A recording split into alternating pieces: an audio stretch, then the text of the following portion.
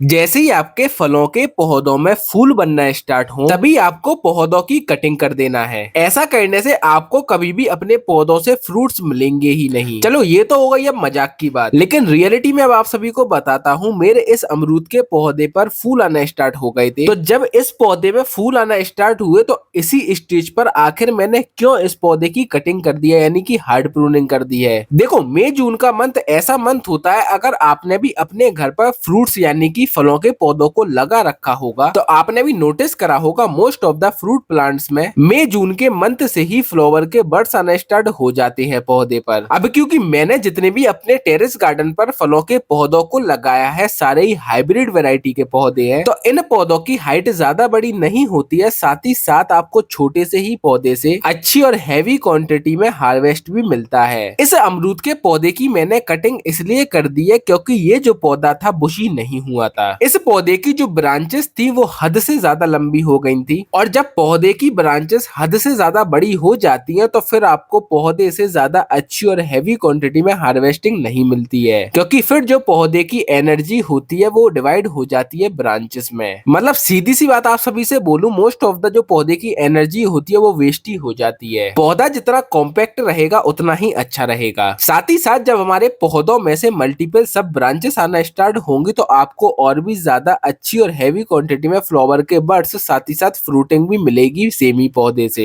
और देखो, जो most of the fruit plants होते हैं ना, ये हैवी फीडिंग प्लांट्स होते हैं, इसलिए आपको हर 25 से 30 दिनों के गैप में पौधों में फर्टिलाइजर्स को देते रहना है। अब देखो, ऑब्वियस सी बात है, जब आप अपने टेरेस गार्डन पर फलों के पौधों को लगा रहे हो तो ऑर्गेनिक तरीके से ही लगाओगे, वरना केमिकल से उगाए हुए फल तो आपको मार्केट में भी मिल जाएंगे। और जब ऑर्गेनिक तरीके से हम पौधों को लगाते हैं तो फर्टिलाइजर भी हमें ऑर्गेनिक ही देना होता है पौधों में। तो या तो आप बर्मी कंपोस्ट को दे सकते हो पौधों को, या फिर आप चाहो तो जो गोबर की खाद होती है 6 से 7 महीने पुरानी, उसको भी आप पौधों को दे सकते हो। साथ ही साथ अगर ज्यादा गर्मी हो रही है तो फिर आपको दोनों टाइम पौधों में वाटरिंग करना है, सुबह भी और शाम को भी। वैसे हमारे अधिकतर जो फलों के पौधे होते हैं ना, इन पर पेस्ट वगैरह यूजली ऐसे अटैक करते नहीं है। ये चीज मैं आपको अपने पर्सनल एक्सपीरियंस से शेयर कर रहा हूँ। फिर भी आपके फलों के पौधों पर फंगस ना लगे या पेस्ट अटैक ना करे तो आपको हर 10 दिनों के गैप में अपने पौधों पर नीम ऑयल को भी स्प्रे करते रहना है। अब कौन से नीम ऑयल को स्प्रे करना है, जो पानी के अंदर डिजोल्व होता है कि जो पानी के अंदर डिजोल्व नहीं होता है, कौन से वाले को इस्तेमाल करना है, तो इसके ऊपर कंप्लीट वीडियो आपको हमारे चैनल पर मिल जाएगी। बाकी पौधों की मिट्टी में खाद को मिलाने के बाद पौधों की शाम के समय अच्छी तरीके से वाटरिंग कर देना है। और हाँ, जाते जाते इस वीडियो को लाइक भी